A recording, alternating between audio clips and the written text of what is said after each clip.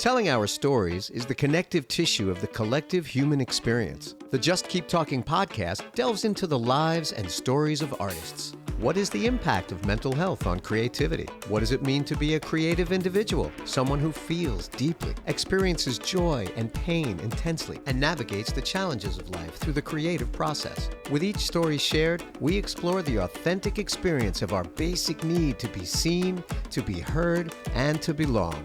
We're really not so different from one another, nor are we alone. Together, we can inspire, encourage, and enlighten each other to find the true joy and fulfillment that is within ourselves. When we just keep talking, we create the space for gratitude, self-acceptance, and grace in everyday life. In a world filled with divisiveness, fostering inclusivity and connection is a powerful way to make a positive impact. The Just Keep Talking podcast with me, Brother Love, because your story matters.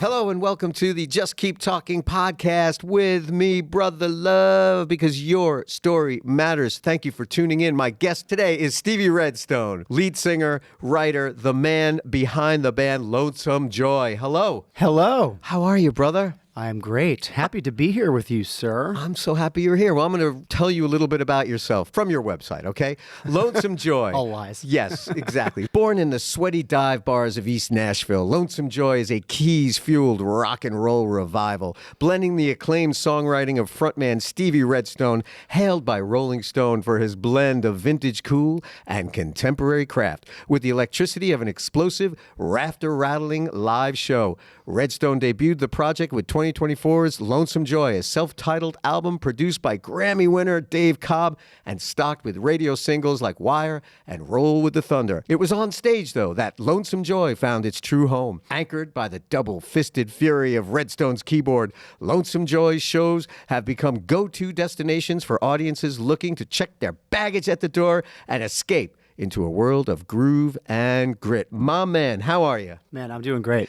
I'm doing great. You like how I read about you? That was killer. Right? I mean, I should hire you. What a great bio you have. Man. Andrew Leahy. Shout out to Andrew Leahy. Oh, he wrote that. Man. Yeah, he did. He's great. He is fantastic. So, man, you are a phenomenal singer, songwriter, piano player, front person, and friend. Well, wow. Thank you very much. You're very welcome. Appreciate it. We met a few years ago, and I just realized as I was doing a little research that it was right around the time you moved to Nashville. Like, I had thought that you had been here for a while because you really were able to acclimate yourself into the scene. I saw you perform a few different places, and then it was at Dee's Country Cocktail up in Madison. And I watched you do your thing. And it was, I believe, just you, Stevie Redstone, and your band. Right. Lonesome Joy hadn't been a band just yet. Right. And I walked up to you and told you how much I love you, gushed all over you. And you were like, oh, well, I know you, and I like what you do. And it was like, hey, why don't we play music together? Right. And that's the beauty of the community that we have in Nashville. So you were able to play in them vibes, and then I was able to play percussion and background vocals with you. Man, oh man, I'm so happy to know you. What has been happening in your world right now? You've been busy. Thank you for taking the time. Of course. I'm happy to be here, and I appreciate you reaching out to have me. Yeah, it's been a fun year. We released the live record that you played on at the Coliseum a few months ago, and that's been exciting. We did a bunch of shows here in town, and we started playing out of town a little bit more as well, which has been exciting to get out there and play to some different people. And yeah, I've just been trying to balance that with being a dad and good husband and just, I don't know, one foot in front of the other every day. Yeah. Right on. So you're from California. That's right. You're from Los Angeles. That's right. Go Dodgers, baby. Yeah, Go Dodgers. You know something? Your Dodgers you're a Mets guy. I'm a Mets guy, and you guys just signed our closer. I know. Edwin Diaz. I can't understand why I have to suffer in my life continuously between the Mets and the Jets. Folks, I am born into this. I am born and raised in Queens, New York. Yes, I guess I could have had a choice to be a lover of a team other than the Mets or other than the Jets. but I'm not. And so I have pain running through my veins. And just before I came over here, I was just kind of going through the news as I was at the doctor's appointment. We do. Yeah. Well, I went to go see a urologist. Oh, fun. Oh, yeah. I don't do that yet, but we'll get there. We're working up to it. You're not there yet, and you're quite lucky. So I'm looking at the news, and I see our closer, our main man, is now a Dodger. So you guys will win the next World Series again and again and again. Yeah, we're tracking for like 5 in a row, I think. Yeah, it's about. You'll get there, absolutely. So what brought you to Nashville, and how did you get here? Well, mostly the music and the music scene. I had been coming to Nashville for many years to play and write with different people and record. And I always like to say that I threatened to move here for a long time, and I was finally able to make it happen towards the tail end of the pandemic. Yeah. I probably would have come sooner if it wasn't for that. I had lived in LA in my whole life, so I think there's something to be said for living somewhere else, at least for a time. And just, change of scenery, change of scene. And there was wonderful people I collaborated with here and played with. And I was like, I think this is a smart play. Yeah. For me, so. But you didn't just come like yourself, like in a band in a van. You have a wife and you have 2 children. Yeah. Were both of your children? I had one at the time. Right. Yeah. And the second one showed up while we lived here for, I guess, a couple years. So I came with a wife and a not even 1-year-old baby. Wow. Like a real psychopath. Yeah. So what was that like for you, man, to come here with all of your, I'm going to say baggage. It's not baggage at all. That's horrible. Boy. Well, can we cuss on this thing? Yes, of course. All that shit I had to bring with me now. Yeah. It was a lot. It was wonderful. It was exciting, but it was work, and it was a real shock to the system, I guess, but in a really good way. I kind of thrive on that energy, I would say, like just new stuff and seeing new things and getting out there and not sitting around. So it was exciting, but it was a lot. So how about support-wise? Like your wife, that's a big deal. It's like, honey, we're going to Nashville. What did she think? Well, luckily, my wife, shout out to Margot, is the rock star in the family, way more so than me. Not that I'm a rock star, but you know what I'm saying. I do. She is just a wonderful wife, wonderful person, and was very supportive. And she also went to school in Nashville. Oh. So she already knew the town and loved it. And she likes LA, and she's sort of fine with it, but has no, loyalty at all to it. And didn't have to stay there. And she's from St. Louis, which is only 4 hours from here. And she thought there was, some parallels between that town and this one, like in their size and some of the neighborhoods she said feel the same. It was easy for her, basically. I mean, it took work with the kid and the whole thing. But on the whole, it wasn't, there was no fight about it. She was ready to rock. So, yeah. And I got to say, you do not strike me as the sort of quintessential Los Angeles kind of cat. Maybe it's because you were born and raised there and didn't move there to chase something. You took the words right out of my mouth. I mean, I think generally those people, and not that there's anything wrong with going to try to do things and chase dreams. We're calling them those people, okay? the people who do that. I mean, now I'm one of them on the other side, right, moving to Nashville, chasing a dream. But I think those types are the ones that give LA the bad name that it may have in some people's minds. And generally I found that a lot of times the natives are good people and chill, and they're not all about the celebrity thing and the entertainment and the whole thing, all the other stuff that town's about. So they're a little more relaxed. Yeah. I mean, it's the same as being a New Yorker for myself. Right. I'm born and raised in New York City, and people are always sort of shocked as far as that I can actually be a nicer person, or they think everybody in New York is just a maniac. We're just quick. We want to be where we need to be. Right. We're not going to dilly-dally. And so if I'm online behind you at a coffee shop here in Nashville, and I'm like, order. Yeah, you know what I mean? I'm like, on the one hand, I'm all about community and connection, and it's so beautiful for the person to be, how's your day and how's it going? And I'm like, I love this. But then that New Yorker comes in, I'm like, take your coffee and get out of my way! So I try to table that part of me, but you're one of the nicer people from Los Angeles. Well, you don't have that. Thank you. You don't have that pretense about you. Right. I mean, you are a hard-working person. I do try to be, yeah. Yeah, you work real hard. So you came up always playing piano? That's your first instrument, your main instrument? No, actually. Really? So I sort of took a weird path to the keys. I was always a singer. I would say that's like the instrument number one. I was always singing. I did like theater stuff when I was younger. I was always interested in singing.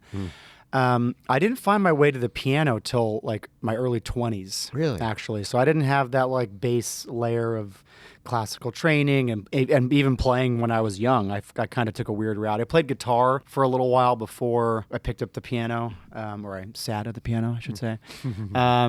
So yeah, piano came later, and I was in a band at the time, so I didn't want to slow everything down, so I tried to like practice and get myself at least up to snuff a little, as quick as I could. So that's the story there. Wow. Yeah. I mean, your music is akin to Elton John, Billy Joel. You are a rock and roll keyboard driven band. Yes, sir. Artist, which I find is amazing, and I don't see a lot of it out there. Right. It's like when you see the piano, you think, all right, singer-songwriter in a piano way, as opposed to singer-songwriter in, let's say, a guitar way. Right. And the fact that you rock, I mean, you practically stand up on those keys and rock. Right. Sometimes I do. Yeah, and you really do. So, like, how did that come about? Your influences, you were in theater, and you were always a singer, so... Right. I mean, for me, it's all about, like, classic rock, right? And jam bands to a certain extent. I had a heavy Fish phase for a while there, so I like to say I'm a recovering Fish addict or Fish fan. I mean, it's always been classic rock, but the Fish thing and the Allman Brothers, etc., Grateful Dead, like those are high energy shows, which also do have some improvisation, which my shows have that too. Yeah, I just get off on like playing fun, high energy, in your face kind of shows, even though it's like piano is at the sort of front, if you will. But I guess beyond that, it's my spirit. Like it's who I am deep down in that place, wherever these songs and these things come from. Yeah. I like to get up there and hit it. Yeah. You know? Yeah, you're a performer. Yeah. But yeah, musically influence wise, yeah, it's like, Beatles are my sort of North Star, 100%. I'm a big Paul Simon fan. Floyd, etc. I always say my musical tastes are boring because they're just they're the greats, right? Yeah, to me. Sure. So that's easy to say, but like it really is that way for me. So writing songs, and you made a few records when you were home in LA. So the transition to be in Nashville, what was that like? I don't even know what it's like to make a record in California. I know what it's like to play out there, and just the different scenes. I mean, I know what it's like to be in a big city in New York, move to Nashville, and come to Nashville in a band playing drums, where I was just talking about this on another episode, where as the drummer for a country rock band, I moved to Nashville. I didn't play on the record. Right. I was in the band, and the band was signed to Warner, and it was like, well, you can come to the studio if you want, but don't bother bringing your sticks or cymbals, because you're just going to watch. Because you're just a fly on the wall. And maybe we'll get you to do some hand claps. Is that percussion? Is that union scale hand clap? Well, only if you do 57 of them. Yes, but you only did 56, so we don't have to pay you. That's funny. So, union scale hand clapping. Yeah, right. So what was the transition like for you? I mean, the word that comes to mind is proximity, especially in East Nashville. The sheer amount of wonderful talent here is honestly staggering. It's crazy. You can throw a rock and hit like the best 5 guitar players like in the world. It's crazy. And so, yeah, LA, same thing with New York. It's a big city. LA is very spread out. And here, I don't know, you could just like go to the Underdog and see some like incredible shit all the time. And these people are just here and close. Yeah. And that's a great thing, Yeah. You surround yourself with some of the most amazing musicians. So who's in your band these days? Taylor Jones is playing drums. Yeah. Most of the time. He's got some other pretty big gigs, but when he's around, he's the guy. He's with Jake Owen. Yeah. He and we used to play together. That's right. So when Alex and I from Them Vibes, when we used to play with Maggie Rose, when we teamed up with her, my wife, Sarah Tomek, left the band, left Maggie Rose, left that tour to do some other things. And Taylor was the guy. Right. And I remembered, like, there was a bunch of videos that came through from Maggie's management, and it was like, which drummer? And there was a bunch of drummers. And I remembered looking, I didn't know who any of them were. I think I knew one of them, but I didn't know who Taylor Jones was. You got to say Taylor Jones. Like, he's from England. He's not. I remembered watching Taylor play a shuffle, like a rock and roll mid-tempo shuffle beat. That to me is one of the hardest beats to play. Oh, yeah. Sarah Tomek, my wife, is amazing at it. And so we've all been spoiled. But I watched, the first thing that I saw was Taylor Jones, and I probably saw about 6 seconds of him playing mid-tempo shuffle, and I was like, that's the guy. That's him. If I have a vote, that's the guy. And I'm so happy that it worked out, because we toured together for a while. I love him. And when I noticed that he was playing with you, you, and then I got to join in and play with you guys. To play as a part of a rhythm section with Taylor Jones was spectacular. Great job getting that guy. I know, it was a big score. And funny story, actually, you know how that came about was Sarah, your wife, who's an incredible drummer, as we all know. She was supposed to do a gig with me, and something came up with her schedule. She couldn't do it anymore, and she pitched Taylor. Yeah. And that's actually how we originally met. That's so cool. So thank you. Shout out to Sarah. Yeah. He is a phenomenal drummer. Yeah. Like, absolutely incredible feel. We were just recording the other day. We did it with no click, and he is just like a freaking machine. Yeah. At the end of the session, I just started calling him Click Jones. Click Jones with an English accent. Yeah, exactly. Click Jones. Because he is that good and that on, you know? Yeah. So he's on drums. Yep. CeCe Ellis is on bass. Yeah. He's a bad boy, too. He's so good. Yeah, a real bad boy. Gosh. He was one of the very first guys I played with in Nashville when I first moved here. I did like a little recon mish in the fall of 21. And do you know Junior Patterson? He's like a slide player. Yes. Yeah, primarily anyway. Great guitar player. He did a thing called Junior's Boneyard. Wow, yeah. Which was like a house band with rotating singers kind of thing. And he invited me to come sing on that. And CeCe was the bass player in that thing. Yeah. And he's killer. And Mason Keck, we have two guitar players now when I have my druthers. Mason Keck is one of them. Yeah. He fronts his own band that's called Jive Mother Mary. That's right. And they are awesome. Yeah. And he is a full-blown frontman in of his own right. Yeah. He is a great guitar player, great singer. He can sing those high notes at like full voice, you know, like killer. Yeah.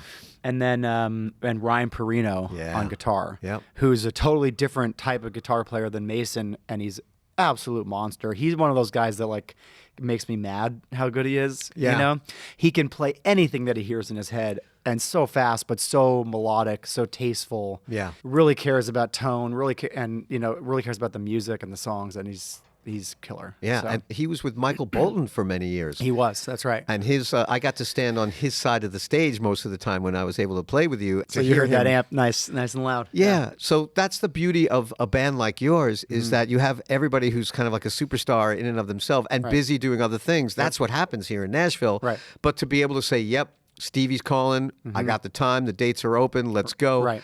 And you've been touring more now. Yeah, we've been touring or like doing the weekend Warrior Nashville thing. Which is great. Which has been awesome. Yeah, it's been really nice to get out of town and play to some different people. It's great to play for people. It's also great for the band musically. Yeah. The camaraderie, the inside jokes in the van, all that time spent is productive and fun. And yeah, to your point, like I feel extremely blessed that these people play with me, and the band we're getting better and better. It sounds I'm proud of it basically, but like it's these guys, it's all because of them. Like they're killing, you know. So what's it like for your head and all that emotionally, your mental health about things? You're a husband, you're a father, you're a touring artist. You know, you're making records. The climate these days is hard. You're not 20, right? I mean, we see it now. You know, the kids have parents that are our age. I mean, to go on tour for somebody who's 17, 18, 19, their parents are literally us that are like, here's my drum set that I don't use anymore or do. Here's my guitar. Here's the van. Go ahead, go. As opposed to like my parents. Are you kidding me? He's like, I don't understand your business. Right. You should go back to school. You know, I'm like, Dad, become a lawyer. Yeah, Dad, I'm 54. I'm going to go to NYU. How about that? Right? Yeah, sure. Yeah, but it's a different climate. I mean, the times are so different. You're not 18. You have other responsibilities, but you are passionate and you're good, and you're coming out of Nashville, Tennessee with a bunch of amazing cats playing with you, and the music just speaks for itself. What's it like for you in this day and age? Well, can't be easy. So I would say you started off saying like mentally, right? Yes. Where's it at? I think that for whatever reason, I feel that I'm in a better mental place now than maybe ever before with all of this, which is crazy because it seems to only get harder and weirder and crazier with the amount of hats that we all have to wear and all the different stuff that we have to do that is not the music and all, and that's just with the music stuff. And of course, with my family thing, it's another, significant layer. Yeah. I don't know. It's like, it just becomes an exercise in time management, of course. So my days are pretty full, but as I was saying before we started taping, I think I work better that way anyway. I like being productive and busy. But also, like, I've done a lot of work on the mental health side of things and figuring out ways to, sort of breathe through all this madness. And how? Well, one of them is that I go back to a lot is gratitude. That turn happened, like, it hit me even harder this year, is the concept of, like, focusing on your blessings and not the stuff that you don't have or want, and just being grateful for all the beautiful things that I do have in my life, and like occasionally trying to be proud of the stuff that I have accomplished, however big or small or whatever. My normal state of being is like I haven't done or accomplished anything, but like if I think about it for a second, that's probably not correct, But yeah, like whether it be taking walks where I just like try to recenter and focus on the gratitude, or I have like a sort of mantra or like prayer kind of thing that I have been saying to myself lately this year. Are you able to share your mantra with the audience here? You don't have to. I mean, I can. You might think it's corny as hell, but No, and please. it's a little bit long, but there's a few. But all right, I'll share it with you if you really want to hear it. I do. So I started off, I say, I'm grateful to be healthy and alive in this space and time. I'm grateful for my beautiful family and the love we share. I'm grateful for the friendships that enrich my life. I am grateful for the sun, the trees, the air, the water. I'm grateful for the shelter under which I live and the clothes on my back. So that's the gratitude part. And then I say to myself, I know that the universe has a path for me and I'm on it right where I belong. I know that all I can control is the work, which I will do to my highest and best ability and leave the results to the universe and my higher mind. And I will stay present, for the present moment is all there is.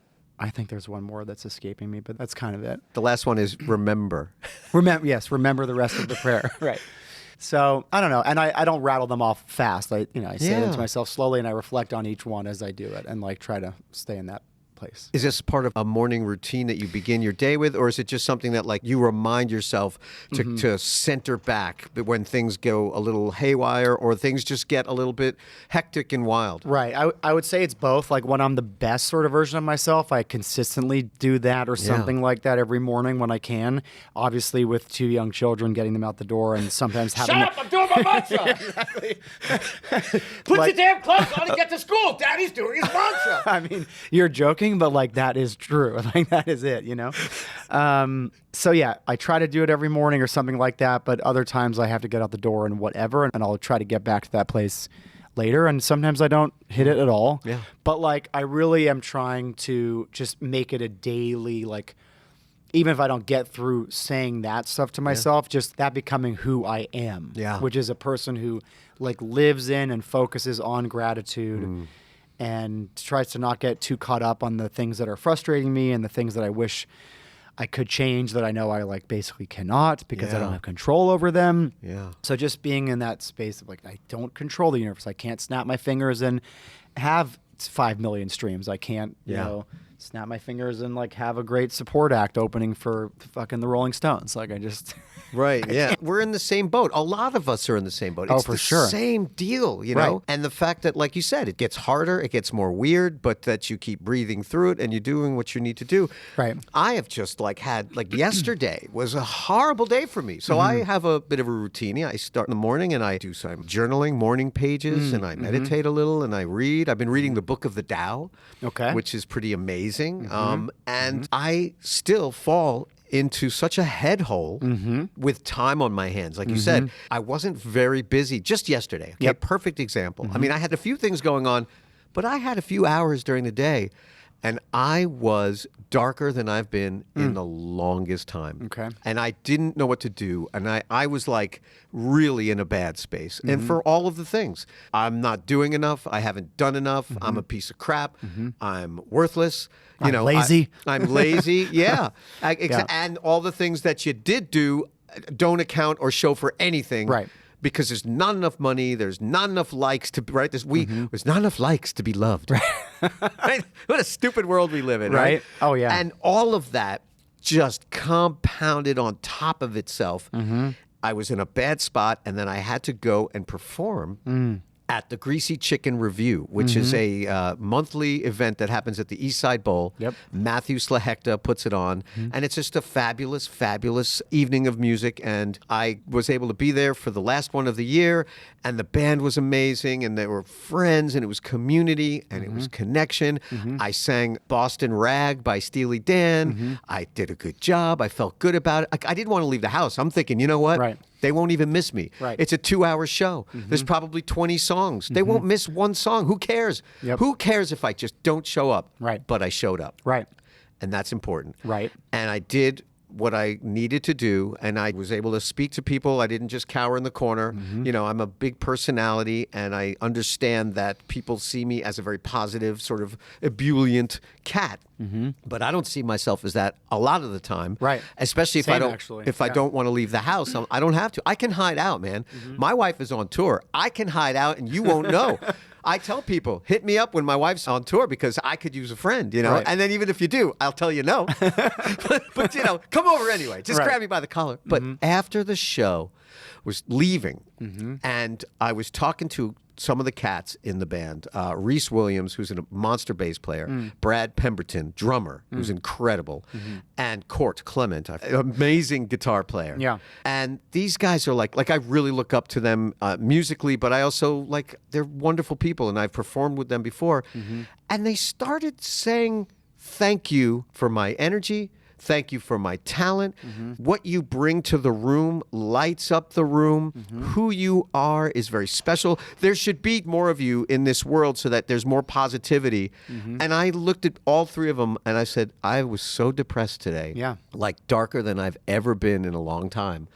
And thank you. I didn't know how to receive it, and I just did, and I stood there, and I almost just bawled crying. Right. And it was just a testament to, like, all the things that we're talking about. What you're saying is that we can really get in our own way. I think we do get in our own way. Oh, big time. And yeah. it's not an easy journey. No. But to be able to have things in place, the toolbox, the tool belt. Right. You know I have some of the tools, like the mantra and all. Like, I did that yesterday. It didn't matter. It just gets erased when I stop believing in myself, and I just believe in the worst of myself and give myself no grace, right? Right. Gratitude. Right. That's what you're saying. Right. Yep. It's like I know it, but I forget, right? Right. Love, serve, and remember. Right. And I forget so much of the time. So I can tell that you are a together person mentally and physically and all that. I mean, obviously you have your ups and downs. But for sure. Yeah. I've known you for a few years, Yeah. but you seem very comfortable in your skin. You're not chasing. Right. And I really appreciate that about you. Well, thank you. Yeah. And it took a long time to get to that place. And like the day that you described that you had yesterday, I used to have those days a lot. Yeah. You know, a ton. Sometimes they would go on for days. Yeah. These moments of like, oh my God, like this is so hard and so weird. And like, what is this version of the music industry, quote unquote, that we live in now? Yeah. You know, it's completely absurd, frankly. So yeah, it took work, and I don't know if it's like me getting older or I don't know, all the work combined to whatever helped me get to a better place. And like I said, it's not, I'm not there every day. Yeah. We still have those days, but I don't know. Just take it one day at a time. Yeah.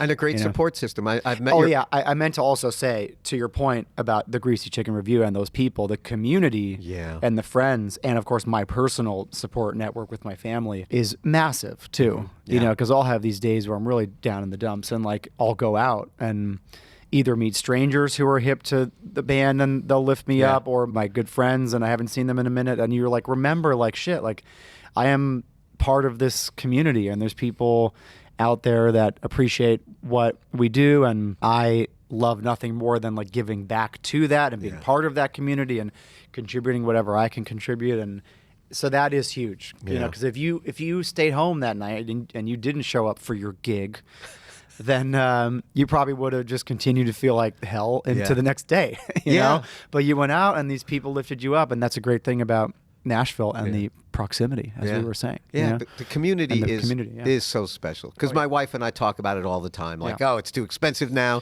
You know, we left New York and New Jersey. Now it's like all here, and it's just too much, and it's not worth it to us, or maybe it is, and we don't know what to do, and where would we go? And then you go to Kroger. right? You just go to the store and you look up and you go, oh, hi. Oh, hi. And all of a sudden you're in a conversation. Right. It doesn't matter where you go get coffee. Today, I went after the urologist appointment. Oh, yeah. I had a camera in my penis and a camera in my butt. Okay. This is my morning. Okay. Great start to the day. This is how, right. I'm like, so yeah, I sang last night at the Greasy Chicken Review. Yep. Felt like garbage all day, had a lot of love, went home and had to give myself an enema. Okay? This is the day. This is a 54-year-old man's day. We hold nothing back on your podcast on the Just Keep Talking. Yeah, exactly. So then I went in today. I had tests done just because I'm having trouble with my peeing. You know, it's not consistent like it used to be. Things just change. Your body gets older and it sucks. I mean, the getting older part spiritually is wonderful because I'm able to talk about these things with a friend, you, and I feel better all the time because I get to express myself and be in communication and connection. Right. So I go to the doctor this morning and okay, my bladder is good. I don't have bladder cancer. Yay. Okay. And my prostate, that's a little big, but it's okay. Okay. So I said, all right, fine. I had my tests. I'm good. Last night was good. I'm going to go get a bagel and stuff my face because I hadn't eaten in a long time. Right. You know, the enema. You know? So, of course. Yeah. You were hungry. So I went to Mr. Aaron's Bagels, the best bagel. I was going to ask you, and it was hoping that was going to be your answer. You know it, my man. The best. He's the best. Show is brought to you by Mr. Aaron's Bagels. They don't know it yet, but your new sponsor. Your new sponsor. Yeah, just give me one free bagel a week. They really are. As a New Yorker, as a Jewish New Yorker who was working in a bagel store my whole young life, Mr. Aaron's Bagels did it. They have the best bagels in Nashville by far. Right. So I'm sitting in Mr. Aaron's Bagels this morning, stuffing my face with glee because everything is working out. Right? From the urologist standpoint of view. And I did a good job last night. And I'm in like sweatpants, sweatshirt. I have my headphones on listening to your music so that I can catch up with Lonesome Joy for this interview. And a guy comes up to me, kind of, startles me because I'm in my own head. And he said, hey, man, that was a great job at Greasy Chicken last night, man. Yeah, Boston Rag. Thank you. Right. And I was like, you're welcome. Right. Thank you. Right. Hey. We don't hear the thank you a lot, right? Exactly. We don't hear the thank you. Yeah. And by the way, to keep on about something like this, but again, I was at the mall last week and I was shopping for Christmas and I picked the time where like nobody's going to be there, like Tuesday at like 11 a.m. or like 1 p.m. or something. And I go to do what I got to do at the mall and I got my headphones on again. I'm in my head and I'm like, I'm in the mall and I'm listening to music and having a good time. And this dude comes up to me and goes, hey, man. I'm like, what are you trying to sell? What have I done? Yeah, you're in the mall. They want to put perfume on you. They want you to eat a chocolate. Give me a juice. Just leave me alone, please. And he said, hey, man, were you a part of the last waltz at the Basement East, which you were on, Stevie Redstone, with us? Yeah. That's right. Rag Mama Rag. Let's go, baby. Yeah. And I said, yes. He said, thank you. Thank you so much. He couldn't have been more than 25 years old. Oh, wow. And he said, so much of my life and the music that I play and who I am is because of the band and The Last Waltz. And what you guys did was so beautiful. And thank you from me and the community. And I was like, man, you're so welcome. He goes, when I was a kid, I dressed up as Robbie Robertson for Halloween.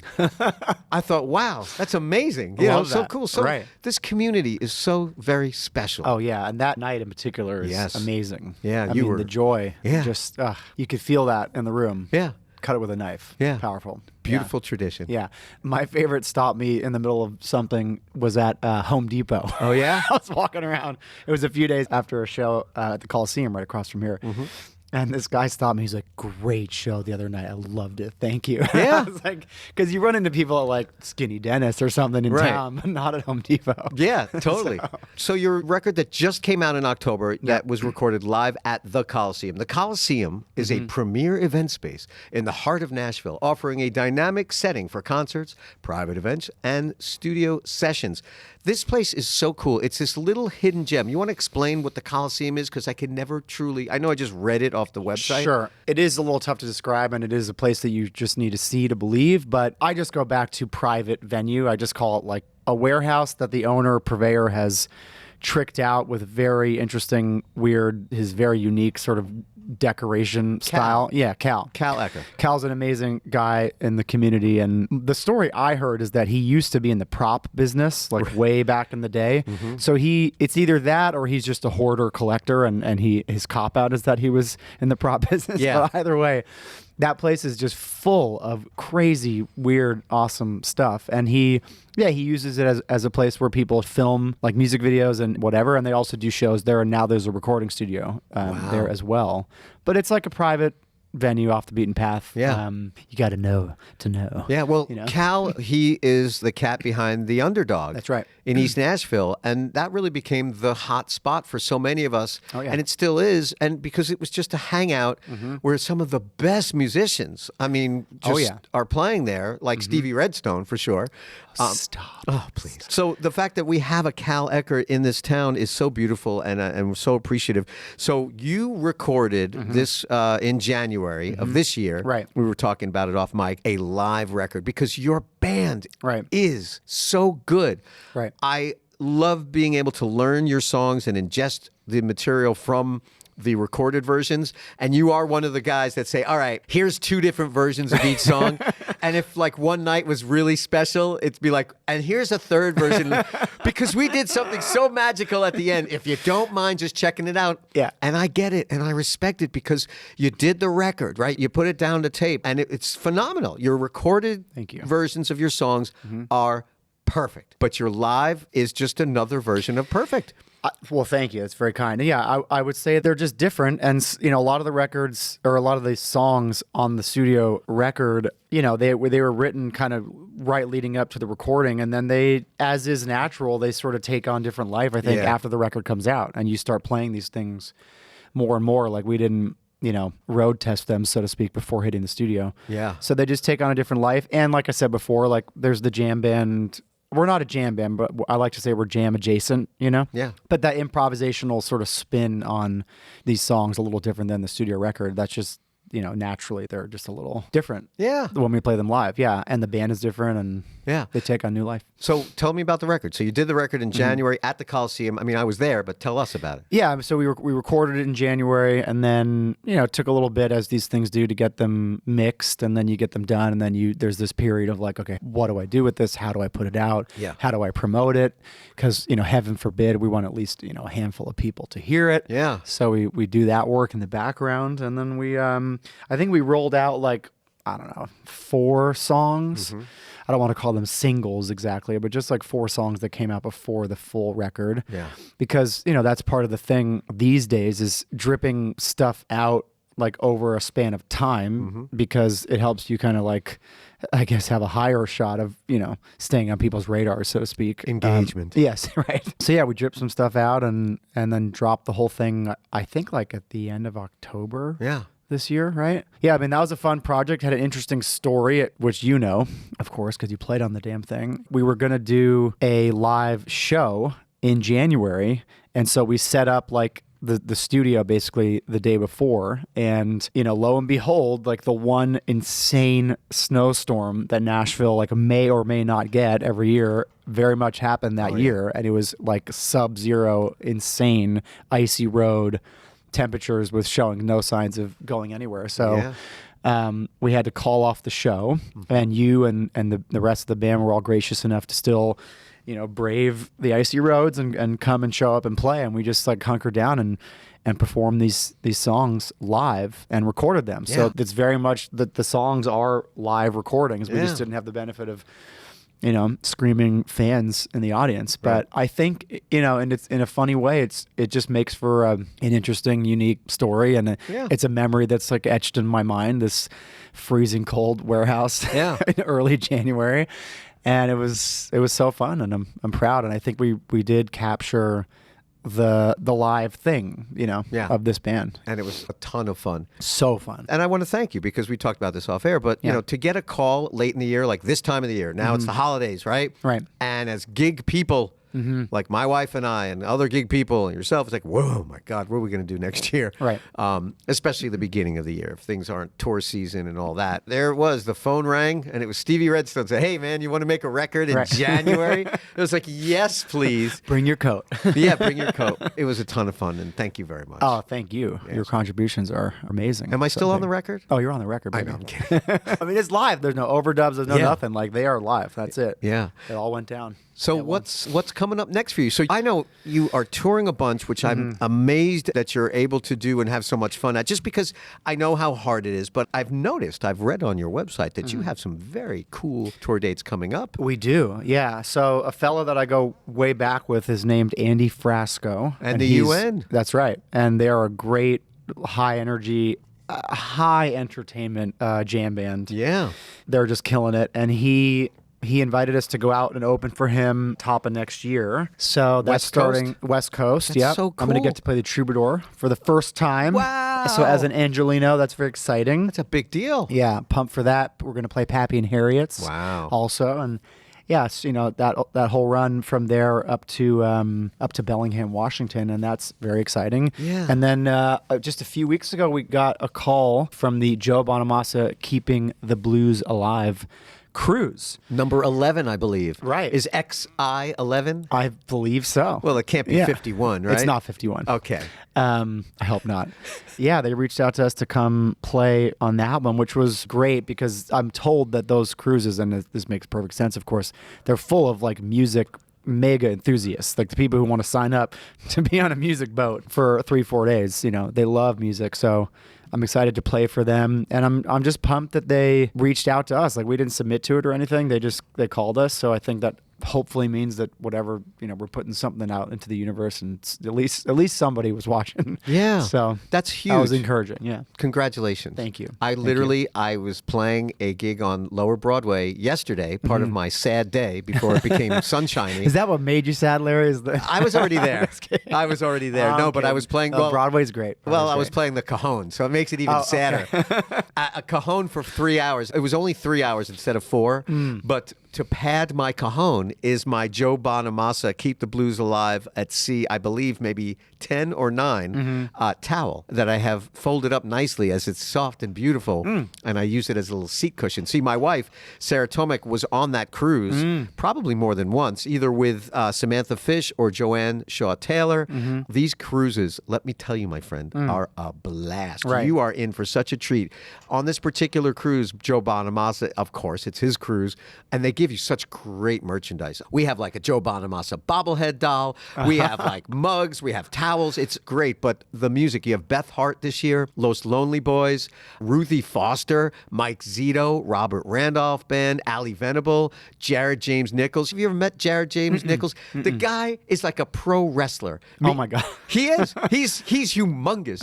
And he is an amazing guitar player. And he's the nicest guy in the world. Love that. He is like a pro wrestler. I'm just shocked that nobody has like a fake guitar and like comes over and smashes it on him like while he's playing, like as a fake like wrestling move. He definitely should do He that. definitely, because he would have such a great sense of humor about it. I'm telling you. So you guys are going to Miami, Key West, Nassau, Bahamas.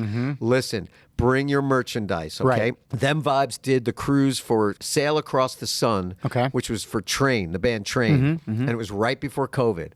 And I'm telling you, bring your merchandise. You are right. They are music fans. They're going to see you. They're going to love you so much, and they're going to buy your stuff. Okay. And it's great, and you're going to have a blast. And I hope that you are on, who puts it on? Is it Sixth Man? Yeah. And the boat is the Norwegian Pearl. Yep. That's where I met my wife.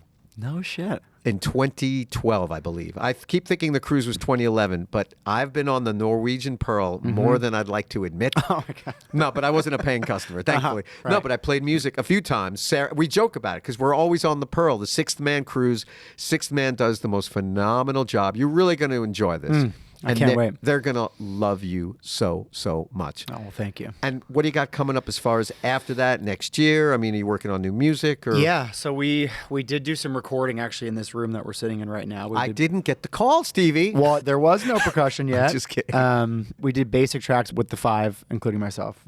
Yeah, we're going to do some overdubs, I think, next week, honestly. So we will figure out kind of what to do with those. How many songs? That was just 3 songs. It was just kind of a test run, honestly, like just to see how we do producing ourselves, using this room as a studio, which we haven't yet in the past. Yeah. For those who don't know, we're sitting in our sort of rehearsal space, basically, but it makes for a good place to record, we thought. We laid down some basic tracks. We're going to finish them over the next few weeks, hopefully get them nailed down before the new year. Nice. And then figure out what to do with them after that. We've got 3 music videos in the can and 1 more that we're about to shoot, because this director friend of mine came up with 4 music videos that they all sort of stand alone, but there is a through line with all of them. There's recurring characters, let's say, and there's a bit of a story arc over the course of the 4 videos.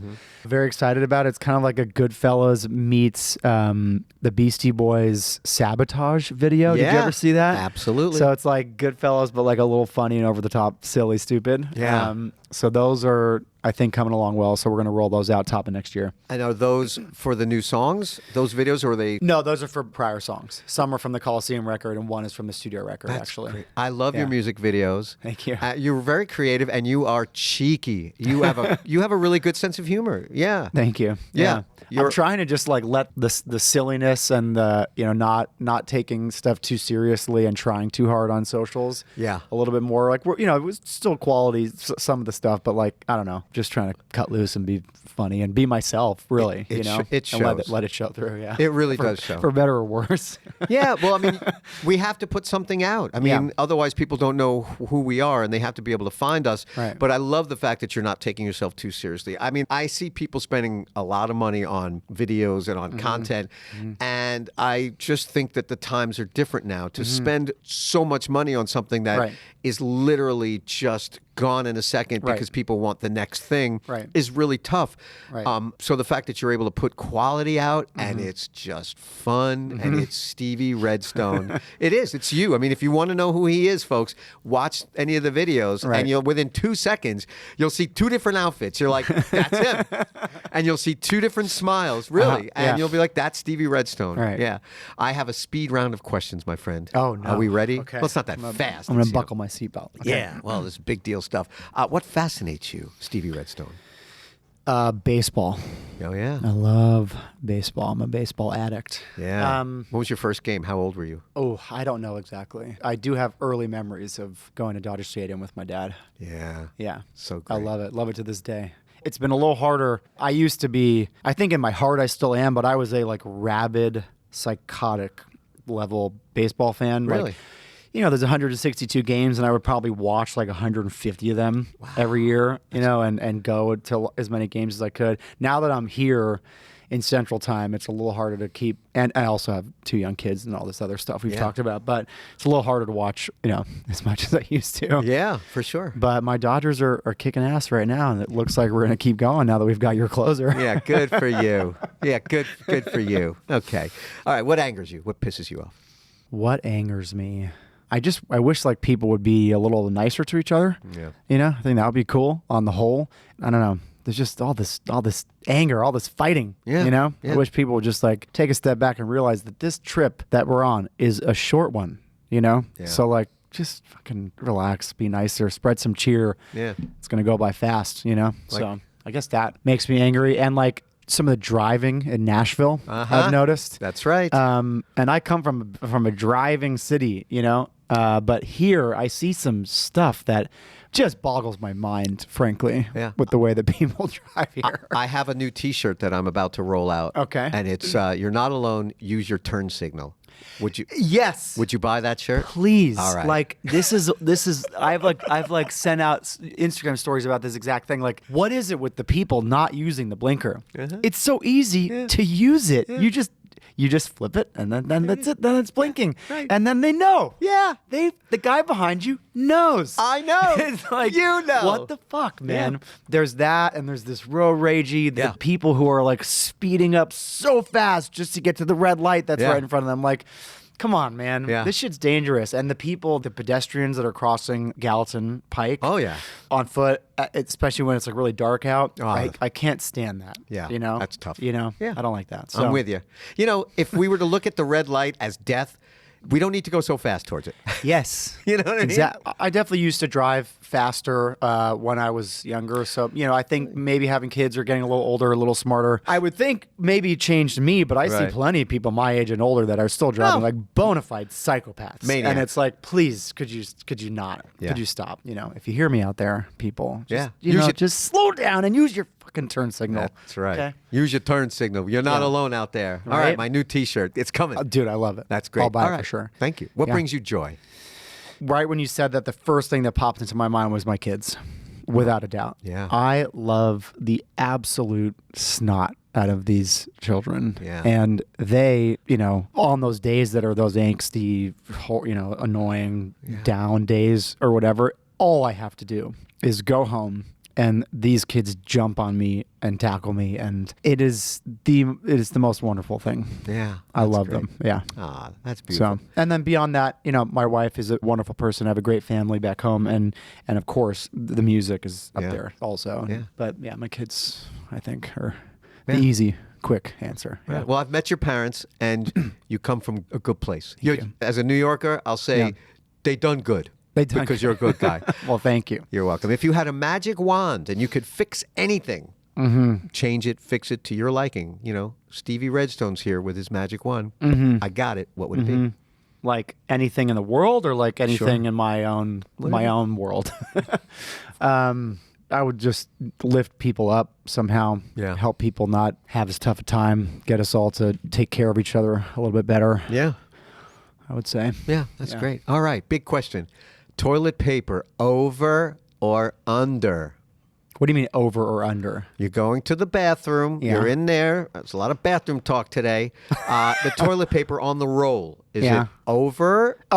Or under? Over, of course. Yeah, see, like I'm right. You're like, how could you understand what you were question? asking, because like there is no question. Thank you. I appreciate it. I have a quote here. Martha Graham, American modern dancer and choreographer to Agnes DeMille, also a dancer, made me think of you. There is a vitality, a life force that is translated through you into action. And because there is only one of you in all of time, this expression is unique. And if you block it, it will never exist through any other medium, and it will be lost.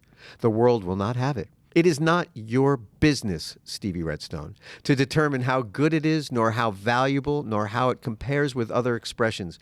It is your business to keep it yours clearly and directly, to keep the channel open.